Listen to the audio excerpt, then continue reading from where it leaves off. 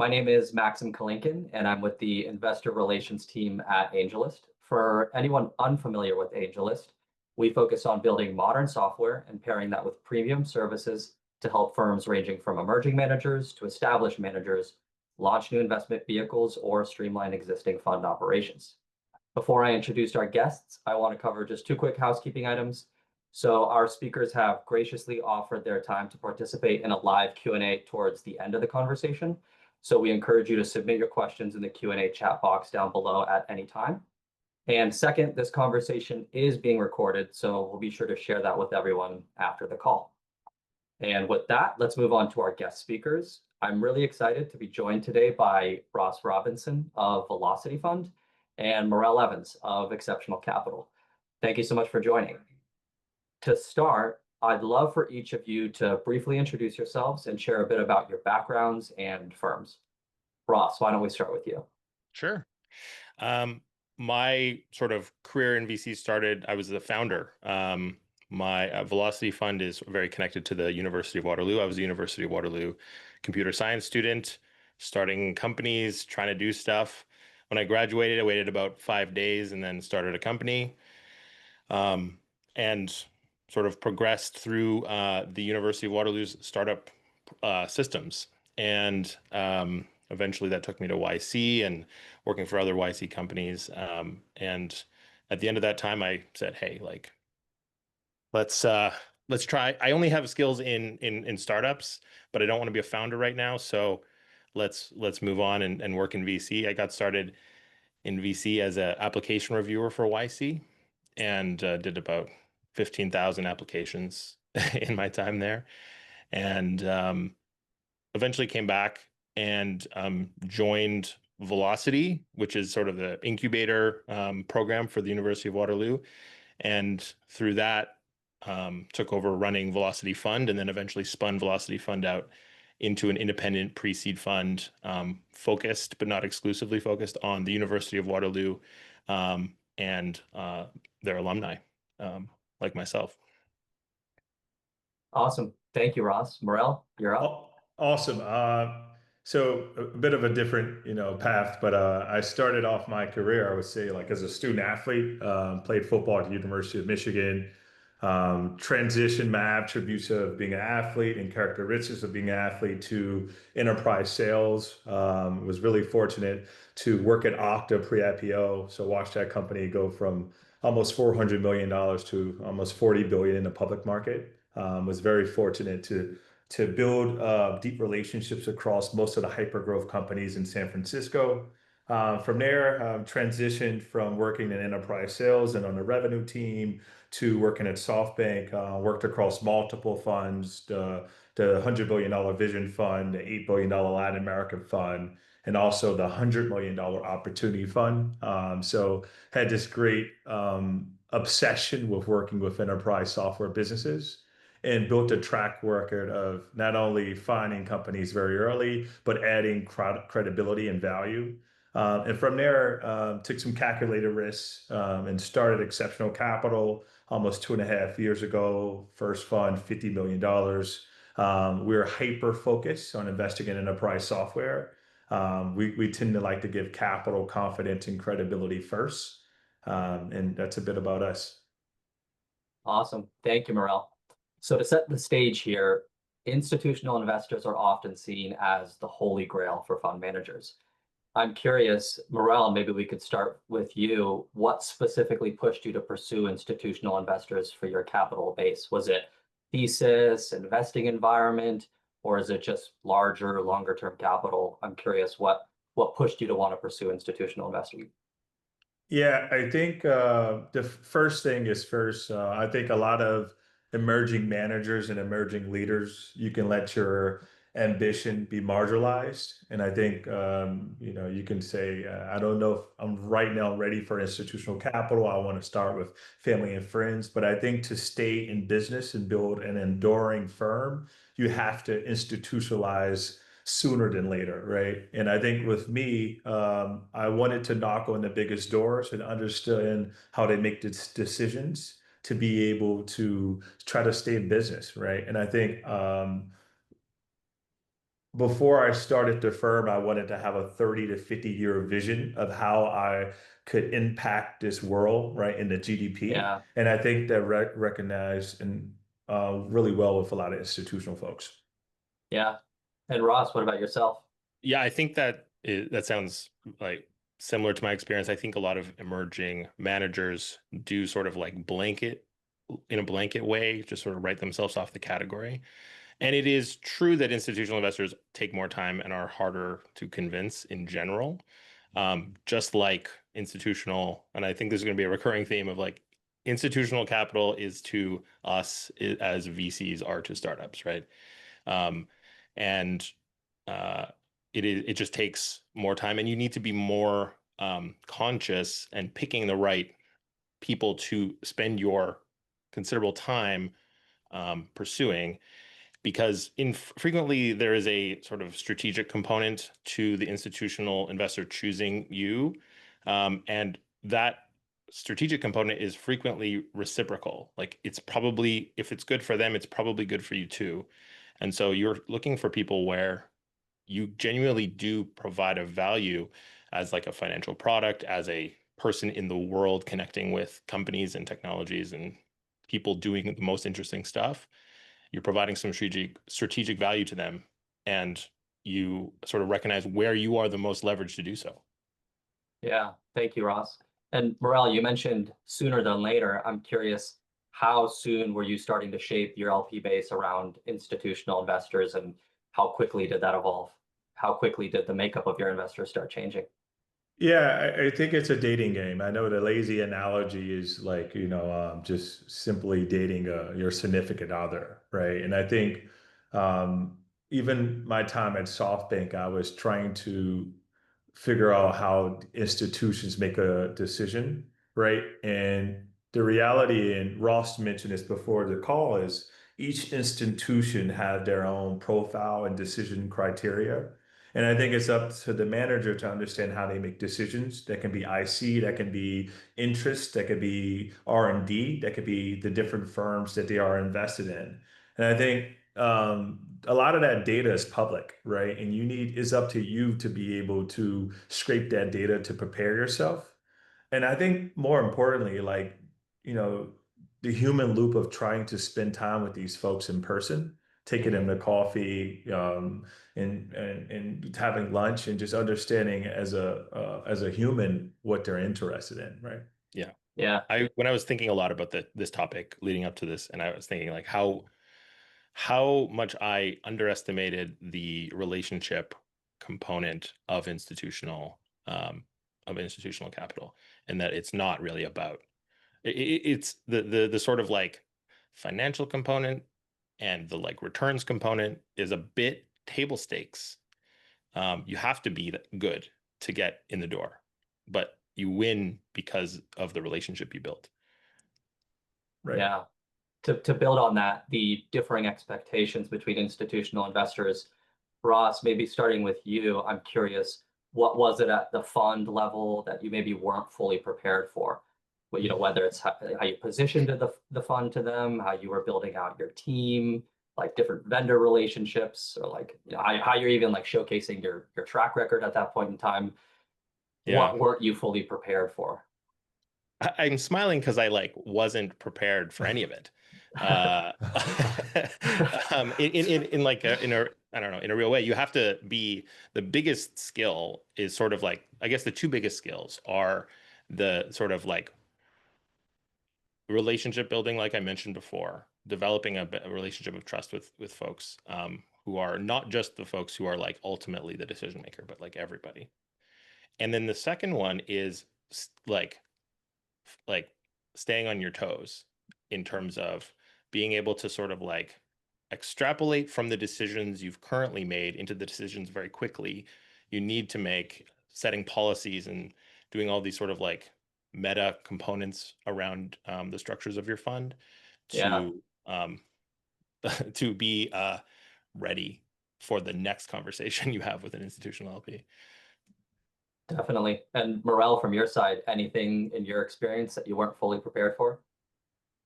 Yeah, I think how long term the endowments think, and also institutional investors think, right?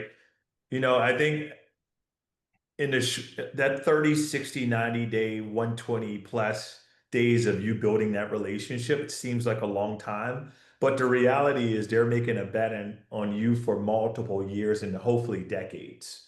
So, and if you balance the ratio analysis of that, it's actually a super fast period of time that you're getting someone to trust you because they're Yeah. basically saying, hey, like we believe in you for the next 20 years, right? Especially with the lack of liquidity events. So I think just understanding the trust that it takes to be able to um, win over some of these institutional thinkers and investors and the Yeah. responsibility they have. Yeah. Thank you, Marell.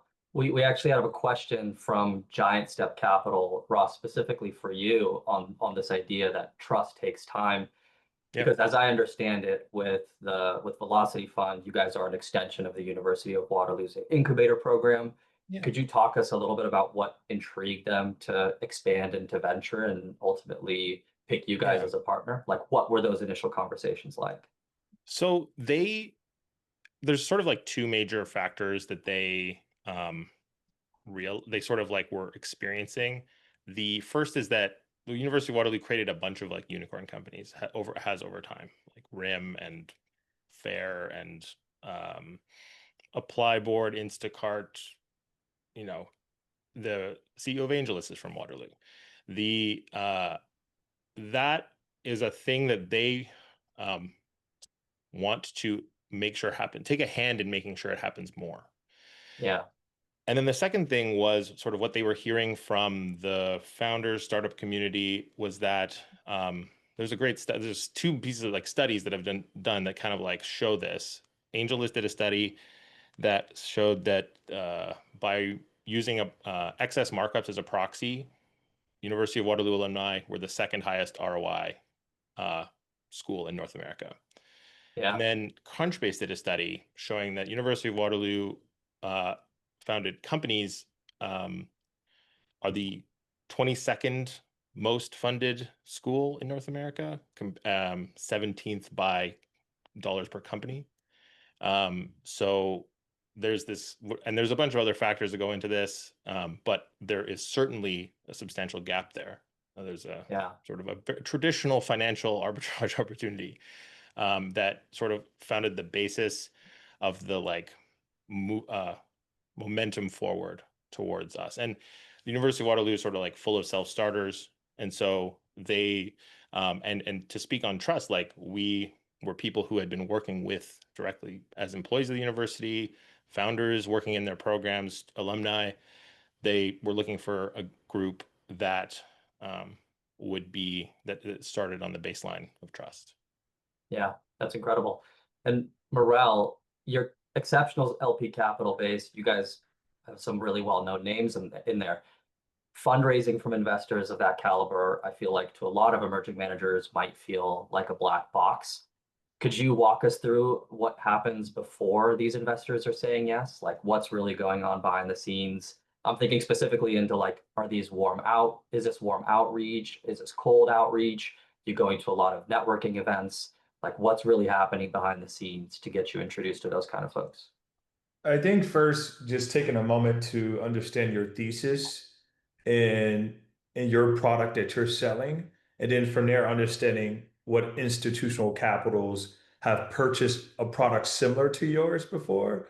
In addition, how do you think you can educate them? What's the advantage do you have? So, I think Ross made a great point of you have to have short-term memory, right? So you may get Yeah. 20 no's and then you can't let that last no bleed into the next conversation. So have short-term memory and always be optimistic.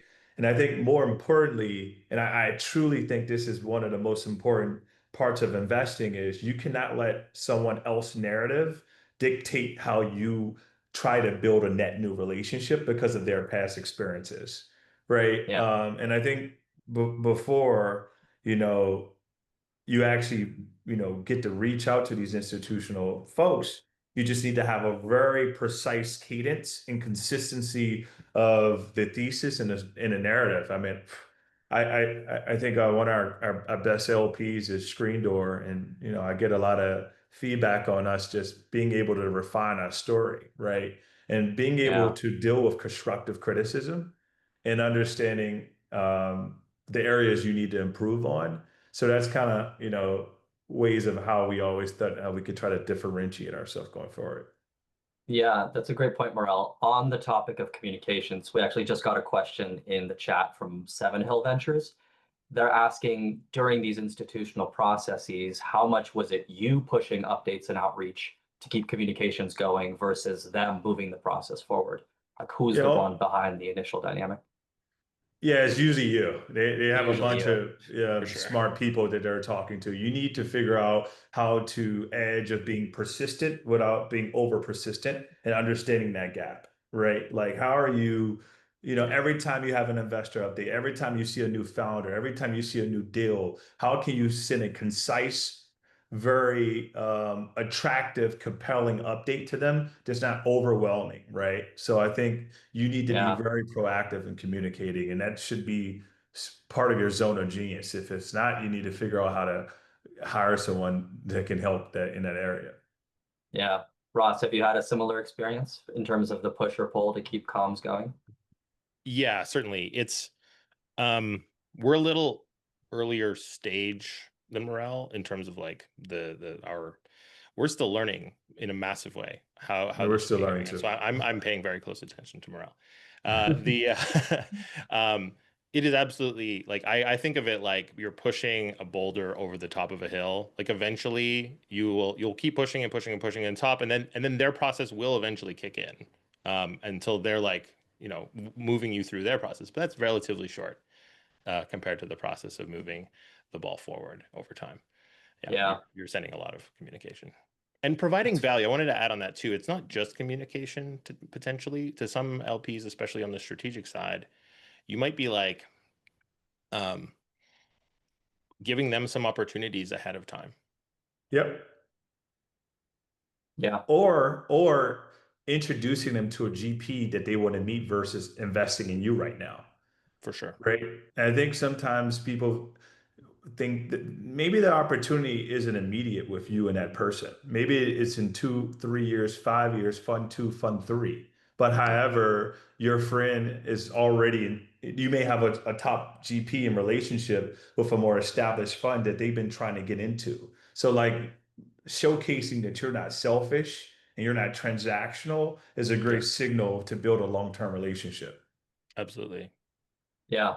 And Ross, building on the idea of different communication strategy, I remember you mentioning before that every fundraise feels a little bit different. Could Yeah, you talk about the range of experiences that you have with these institutional investors? yeah. I mean, I can speak to like one of our investors is actually AngelList's systematic fund of funds, which is just by design very different than a traditional institution. In which traditional institution you're sort of like building consensus within the organization, potentially providing value throughout the organization, communicating, um, learning more and more at each step of that decision making process. It's Yeah. a lot like raising money for a startup from a larger VC, let's say. Um, Whereas with AngelList systematic funds of funds, it's like data, right? Like, and so these two institutional investors could not be more different in terms of like, okay, so there's like very few people, but it's like a very strict like data requirement for what that process looks like. So like getting better at your own metrics, getting better at like having the ability to slice your metrics, getting it into a good sort of like data format even is important in order to like be able to present it in a way that is uh, most appealing, most compatible with their thesis, and quickly is another Yeah. crucial point. Yeah. And Marell, turning it back to you to be ready for that range of what you can be asked by an institutional investor. Like, what are all those little things that you had to pick up along the way and maybe learn as you go? Because everyone's jumping in and asking different things, want different details, have a different process. Like, what are all those micro components, or maybe just I, to pull a few from the bucket of many? I think more precisely on operational efficiency, or or more precisely on communication. Which one do you? Let's start with communications, and then we can slowly pivot to the idea of like what you're doing operationally on the back end. I think first, these institutional capital allocators are so sophisticated that if you talk to a very good one, um, you'll be you'll be humbled immediately because they talk to the best asset managers throughout the private market. So I think first understanding that like it's not just venture that a lot of these institutional folks are dealing with. They also do buyouts and credit. So they're very Yeah, sophisticated from a quantitative and qualitative analysis perspective. That being said, if you dive into them so deeply and have like a list of discovery questions that you want to use, as much as they're interviewing you, you're interviewing them. A lot of the yeah, information is interchangeable. So like, I try to have I go on these like my best LPs are the LPs who didn't invest in us in a way, who gave us the big no's. And I was able to correlate that information and aggregate that information to precisely trying to win over other LPs because I was so my intellectual curiosity gave me so much data to be able to package up and then deliver to the next LP. Like that being said, just being like incredibly curious to get so many yeah. discovery questions helped me move forward. Yeah, Marell, you mentioned the concept of diligent the investor because, hey, this is a relationship, this is a partnership that's going to be around for a while. I'm curious, what kind of questions are you coming back to ask these investors to ensure that it's going to be the right fit for the long haul? Well, I think it depends sometimes of understanding, the responsibility of the institution. Yeah, That can be, some of the universities, they give back to the hospital, they give back to the health services, they give back to the regional area. What yeah, success means to them, what's important with the capital. Are they giving back to the universities? Do they have a strong cancer system or healthcare system? So I think, I think it shows a level of like a human element of understanding, you need to deliver this money back. And once you deliver it back, here's where it's going to, yeah, right? I think that's the kind of questions we ask. On top of just overall understanding how a lot of the LPs are incentivized. Is it TVPI? Is it DPI? Would they yeah, stay in business for 5 to 10 to 15 years? Right? Or will they be going to the next institution? Right. So I think just asking a lot of questions, staying curious, right? Even if you know the definitely. answers. Ross, anything to build on the idea of, hey, what am I Yeah. going back and how am I diligencing these investors? I think the one thing I think is like an appealing part of trying to work with institutional investors is you have like they're doing some interesting stuff that isn't necessarily in our world. Like they are doing like large charitable work. And that is like very personally like very motivating. Like would I choose if I could choose between like giant hedge fund or giant institution that's like putting a lot of money into, I'm going to choose the one that is like on the more charitable side if I had to choose. Yeah, So that's very motivating and a good reason to sort of reach in and I would say a very good opportunity, especially if the issues are particularly important to you, to connect with those people on those particular things and build sort of like a relationship around what it's like for them to be doing their job. Because you're not going to be able to convince them and connect with them if you're not actually sort of empathize, having like a very deep sense of empathy for what their experience is. Think about, I always encourage, I think I try very hard to think about, I have lots of inbound startups. There's a ton of startups. University of Waterloo creates a lot of them. And from the LP's perspective, there's a lot of funds and they're also getting a lot of inbound. And it's not necessarily, and a lot of folks will say it's about differentiating yourself, which I think it is, but it's also about putting yourself in their shoes and sort of like understanding what it's like to have a lot of inbound, what it's like to be diligencing a lot of different funds at the same time, and what their experience might be like, and yeah, what their motivations are for what they're doing. yeah. Thank you for sharing. I think a lot of that comes back to building credibility during those conversations. Sure. We have a question from the audience from Oxonian Ventures around what are you doing to signal credibility to these investors? You're having a lot of discussions, but like, why are you ultimately the credible one who's going to be a good custodian of this capital? So I'm curious, I'm imagining that there's some types of conversations you're looking to have to establish that credibility. What are they? I think the first thing is doing what you say you're going to do. Yeah, And that's something we're working on. There's a lot of feedback our LPs give us. If you say you're going to get 5 to 7% ownership and co-lead or lead deals, showcase that, right? And on top of, I think, especially with this tectonic shift of podcasts and social media, don't let the popularity contest suck you in, right? yeah, Be thoughtful about the things you produced to the social media. We don't want to,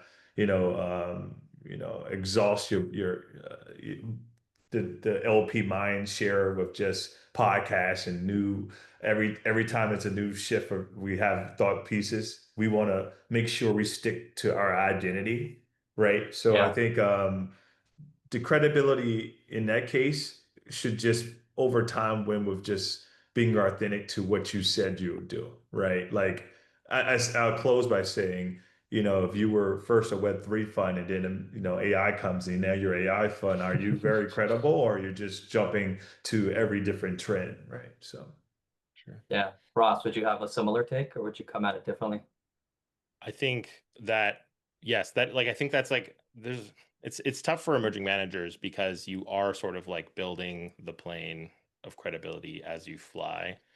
Yeah, You are, especially if you're in your first, say, like let's say less than 50 or 100 deals, like depending on which stage you're at, but yeah, you're still building that credibility. So first, I think from like for the GPs out there, you sort of, I know everyone has this sort of feeling when you're talking to a startup who doesn't speak startup in a way, like they are fresh to the startup world in a way that is like you have to sort of like translate in your head what their from where their experience to the startup where you talk to someone who's very deep in the startup world and they are speaking startup in a way that is very familiar.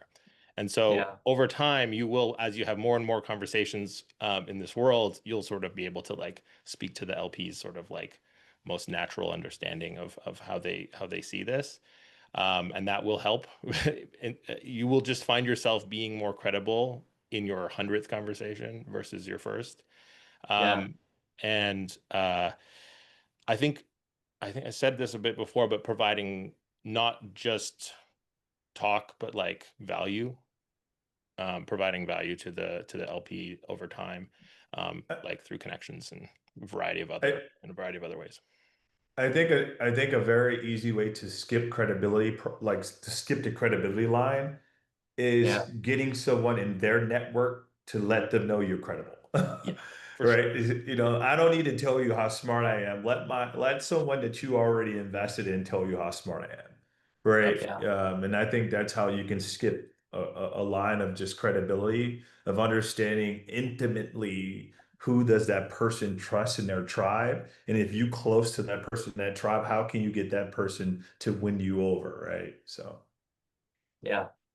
I want to turn the conversation a little bit back towards like what's really going on under the hood at the fund level. Marell, for you, one thing that I find really interesting about Exceptional Capital is early on because you're like, hey, we gotta go broad, we gotta go to a lot of institutional investors, we gotta go global. So you spent a lot of time building an operational foundation to handle the needs of these kind of investors from the start. So my question is how did you approach internal hiring, external partnerships to support that, to be ready for that? And like who were Yeah, the key players in that? Like the vendors, is it who's doing what work in-house? Like you built a great foundation early on. What would you suggest to other emerging managers now looking to do the same thing? Yeah, I think the first thing is understanding your zone of genius, meaning like what do you think you're competent at? What are you genius at? What are you incompetent at? And what do you think you do very well? Like that actual GP, right?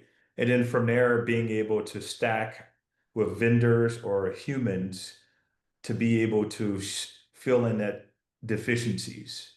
And I Yeah. think, and for me, I have so many areas to improve in. And I was very lucky that, my partner Melissa and Andrew, they do a lot of things much better than me, right? And as I thought about building the firm, I thought about being able to, how can I place people and incentivize them to work with me? And I know they can do this 10 times better than me. Right. So the first thing is, as you think about building an enduring firm, because if we're all on this conversation for institutional capital, the first thing is language. You're not building a fund, you're building a firm.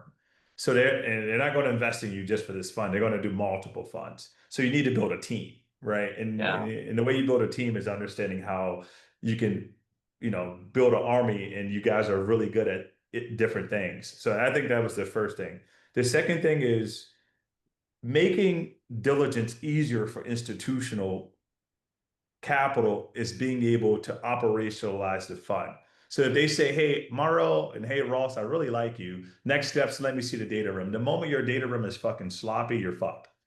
Right. So because it's 15 and 20 other people who are better than you, who was very obsessed with the opportunity and didn't take it for granted. Right. And I Yeah. think with us, we want to be able to hire an OCFO, right? To be able to hire, to hire OCFO and understand, proper diligence questionnaires and do it so diligently that it was copy and paste when we did it again.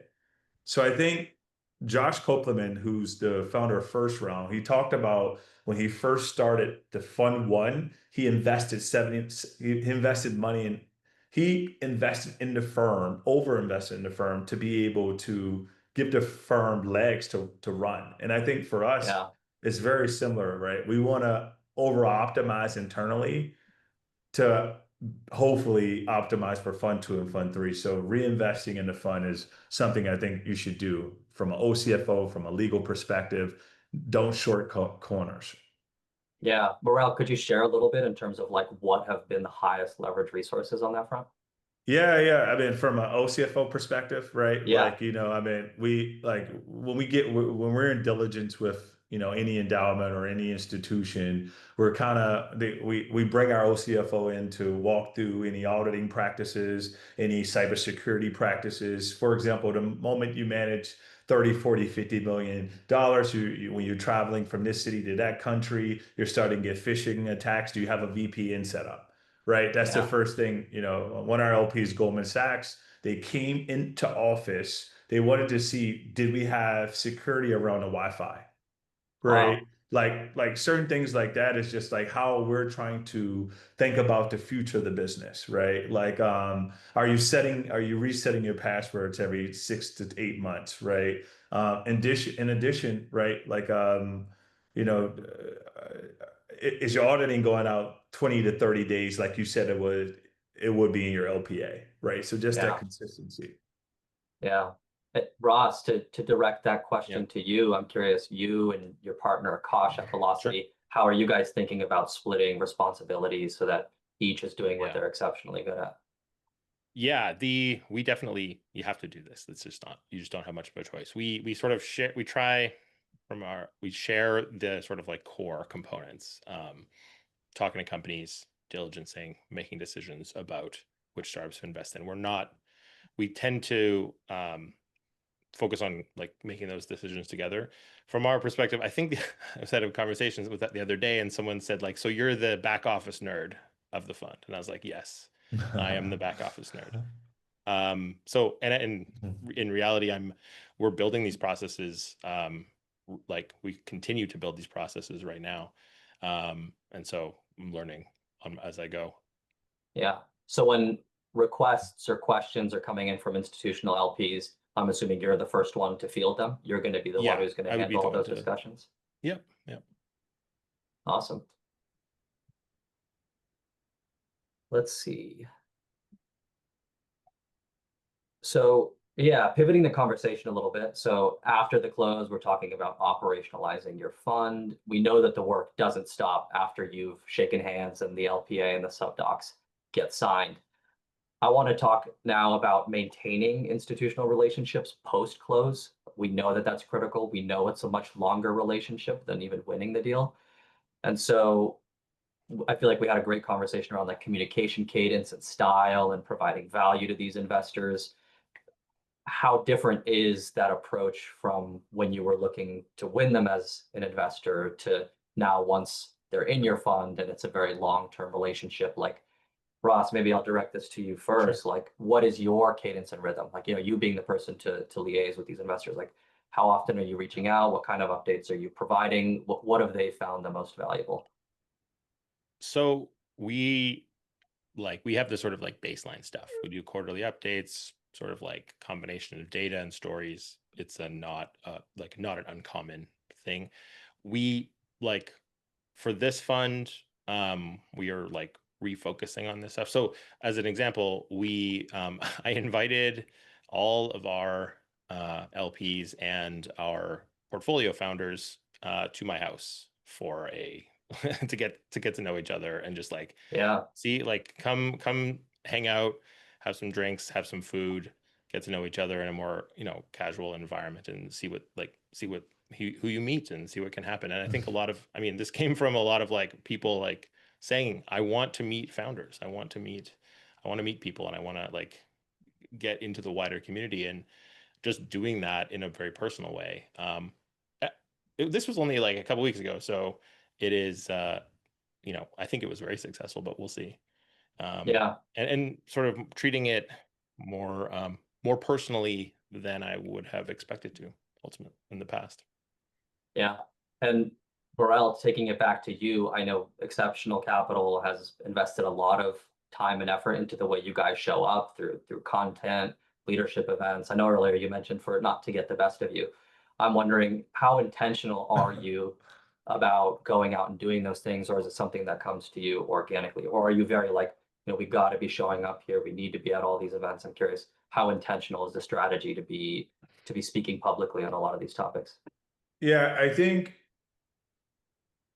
this is the disconnect I have with a lot of historical managers, like the people we look up to, because Yeah.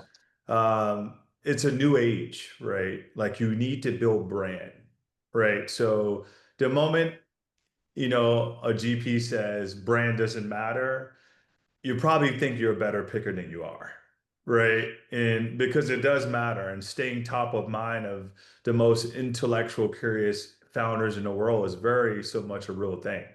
So I Yeah. think being able to be very strategic and intentional about the things we do and show up to.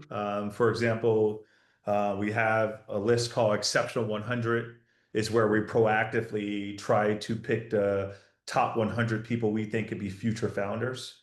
And we're trying to brand that, right? This is before they even think they can actually start a business. So like we're just trying to be really thoughtful and creative about how building our NPS score across the community. So like, when you hear exceptional, it's positive and you say, hey, you should meet this person or you should meet the exceptional team. So how can we increase the probability of that being positive versus that going to Yeah. LinkedIn versus that going to outreach, right? So it's almost like creating a virtual demand gen, right? Definitely. Pivoting the conversation a little bit, Ross, for you, I'm curious, as you're gearing up to do more fundraising, is there anything that you plan to do differently, either from a like a process or positioning standpoint, or how you're approaching institutional investors? Yeah, I think the I kind of spoke earlier about like treating each fundraise as its own like individual effort and creating Yeah. different material and creating and sort of disconnecting them and not trying to like my computer science brain is trying to abstract into efficient solutions for multiple use cases where I don't think that is actually now realizing that that's not exactly what I should be up to. Um, the I definitely want to reuse material for sure if I can, but if I recognizing that that's not always possible. And I think really like uh, I've only recently been able to sort of like get my head around all of this and start implementing it as we continue to fundraise. So I guess I'll say that as my my new thing. Yeah. Thank you, Ross. Mhm. In the interest of time, I think we have some questions building up. I do want to pivot to rapid fire. So, Marell, I'm going to start. The first question geared towards you is the hardest or most unexpected question that you've received from an institutional investor during your fundraise process? Um, I had an institutional investor ask me, did they think my childhood would influence my future? Meaning, I'm from my father died when I was very young, and I come from a humble beginning. Yeah. Ross, actually, I feel like this is a great question. I want to ask you now, hardest or most unexpected question from an institutional raise process. I like, I think, I mean, this is kind of a cop-out answer, but like when you sort of like, it's hard to recognize when certain questions are like important or comments are actually important or not.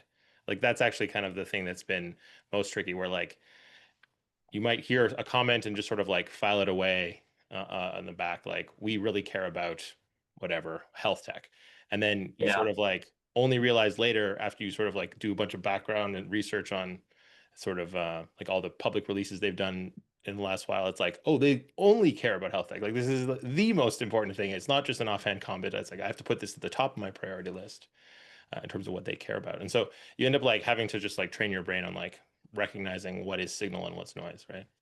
So that's Yeah. kind of a cop-out answer, but sort of what's No, been it's good. tricky. Thanks, Ross. Morale, geared towards you. I'm curious, one niche market trend that really has your attention these days. The future of AI payments. AI payments. Hmm, that's a good one. And Ross, for you, when it comes to institutional investors, one thing that you would absolutely never do again. Mm, one thing I never do again. Uh, I don't know. I'm having a hard time thinking of like just a deep mistake I've made that I would just avoid. I don't know, like not showing up to something that I should have gone to, basically. It would have been a Yeah, good one. I should have just shown up. Just go. yeah, it's a good one. And Ross, maybe for you, in one sentence, what truly differentiates your fund? We have a unique relationship with the University of Waterloo, and where these companies get started on campus is like before sort of any VCs start to pay attention. And we will know a founder for probably when they're in second year of university. And then by the time, a bunch of those won't be founders, but some of them will be incredible ones. And Yeah, we get to be the first ones to have that conversation, relationship. We get to be, founders first VC. yeah. And Morel, back to you in one sentence, what truly differentiates exceptional capital? I think in the world when most people are very reactive, we are the most proactive firm that that's out there right now, right? We try to get in front of founder archetypes, tectonic trends, and thematic trends much before the market has reached any stability. We just take a very thorough, proactive approach. We're trying to give people capital and credibility and confidence before they even start a company. Yeah, fantastic. Thank you so much, Ross and Morel, for those answers. We're going to take the last few minutes to address some of the questions that were submitted to the listeners over the course of this conversation. And just FYI for everyone out there, you can still submit questions. So if anything good comes in, we'll be sure to throw that to the top. And before diving into our first question, we're going to have a poll pop up on everyone's screen where you can click and let us know if you're interested in learning more about AngelList's fund offering. If you check it off, we'll sure somebody from our team will reach out. So give that an answer and let's keep on rolling. So now to the questions. We have a question from XSLA Ventures and Amplify Capital. The question is, are there any specific tools, platforms, or services you found especially helpful for sourcing institutional LPs or managing those relationships over time? What role do they play in your workflow and how have they helped you stay organized or build trust? Maybe Ross, I'll start with you first. We are both like computer science folks, and so we kind of have take this like Unix mentality of like a small tool for a job, and so we haven't really adopted like sort of like a unified operating system type approach. So we use Affinity as a CRM, we use Superhuman to manage email, we use Todoist to manage to-dos. Very simple set of tools, but the like helping us manage institutional like there isn't really a tool that will be like a huge multiplier of your efficiency in institutional fundraising. I don't think. It's really like it is a very hard target effort. Like it's a lot about just spending time because you're trying to convince a person. It's not. It's not. It, it differs a little bit from sales. Maybe it's like giant sales or government sales, but it is a little bit Yeah. different. And Marell, over to you in terms of specific tools, platform, and services that have given you a ton of leverage. Sounds like a really tactical question. They want to know what everyone's using. Yeah, I think the traditionals, right? Affinity, Outlook, internal tools. We build internal products to track certain individuals from a sourcing perspective, right? We track the top 80 to 90 public APIs and being able to signal when people are leaving companies and also assessing qualitative context if CEO or CRO steps down. That's how we can kind of continue to keep the self mode startup like pipeline. So we do a lot of tracking in that way. On top of just our fun admin, we use AngelList. Obviously, you guys have been great. Incredible, honestly. Seriously though, like because I think to be very transparent, a lot of um, institutional, I think probably 3 to 5 years ago, they didn't know if could AngelList handle, an institutional fund. And you guys have showcased that. I worked with a guy named Sunny. I don't know if he's still at AngelList, but I worked with Sunny too. oh wow. He was the bomb. Yeah, Sunny yeah.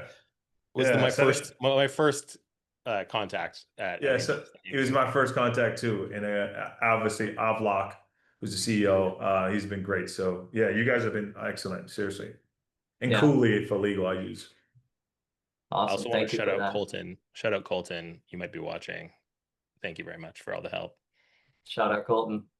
And maybe just to build on the back of that, is there any really important capabilities that you would hope a fund admin or software provider can offer you?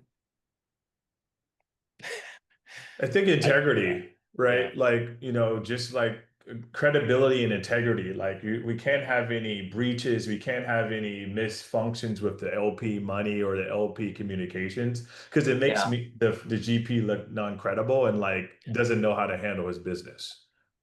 Yep. No, I from a software perspective, we'll take that offline. I'll put my product manager hat on and it'll say product manager instead of Velocity Fund. Awesome. But no, I think the sort of like you can't make a mistake with an institutional LP from the back office perspective. Like that is the part that has to just like be super smooth. Definitely. Yeah. Awesome. Another question from one of our viewers is, on average, how many meetings are you having before you're closing institutional capital? I know it sounds like it varies a lot, but maybe they're looking for a really tactical answer. How many meetings does it take? I think it's very standard enterprise software, right? Like think about, well, obviously enterprise software has shifted, like because SaaS is getting disrupted, but it's traditionally a 6 to 9 month sale, right? Yeah. Like, and I think from there you should think about it in months, then you can think about it in meetings, then you can think about it in hours, then you can think about it in minutes, Yeah. right? Like, but I think from a month perspective, just think 6 to 9 months, right, of building a relationship. Yeah. Ross, what about in your experience? Is six I to nine mean, months a my good experience is gauge? fairly, yeah, 6 to 9 months feels right. I mean, it's just hugely varied depending on the institution and their experience and Yeah. their like goals. So like we are on meeting 50 with some that are going to be long-term relationships that are intended to be 30-year relationships and not 1 year relationships. So Yeah. it varies massively. Yeah, which I think is good for the audience to hear, because a lot of emerging managers are working with high networks or slightly more sophisticated retail folks, and that process could be they could have made their decision because they've already known you for a while or something like that. Yeah. So it's good to have that rule of thumb. So thank you for sharing. Another question that we have from the audience is, have you ever turned down an opportunity and why? And maybe I might twist that a little bit. Maybe like, actually, yeah, institutional capital or anybody who's like a high net worth. Have you ever said no? Yeah, I have. So I mentioned this before, like you never want to marginalize your ambition. And I had an LP who wanted me to focus on a certain demographic, which I didn't feel comfortable with doing. And Yeah, two, I had an LP who wanted us to make the fund size bigger. And at this moment in strategy, we thought the $50 million fund was a great size, and we didn't want to go bigger. So those two things. Yeah, we've turned down institutional capital. It came down to misalignment of expectations and sort of like that being expressed in terms for the deal that just like didn't didn't align with what we were trying to do, and largely it didn't align with the other institutional investors we had been talking to. So they just sort of were incompatible LPs. awesome. Well, great. I think with that, I think that's going to be probably a great place for us to wrap this up. We're going to quickly, one more time, pop the poll back up for anyone who missed it the first go around. Once again, Ross, Marell, thank you for joining us. This was, I think, an incredible conversation, and to hear your stories and how you're working with investors from institutional capital and what that experience has been like. So we appreciate you taking time out of your busy day to do that. So thank you very much. Yeah, thank you, and thanks to AngelList for everything you guys do for us. Thank you. We You guys have appreciate been that. incredible. Thanks so much. This has been fun, and I think everyone on the call, we should all learn together. We're trying to figure this out together, so let's work together as a team. Awesome. Thanks, Marell. Thank you, Ross. Thanks, Ross. Thank Yeah, you. thanks. Nice.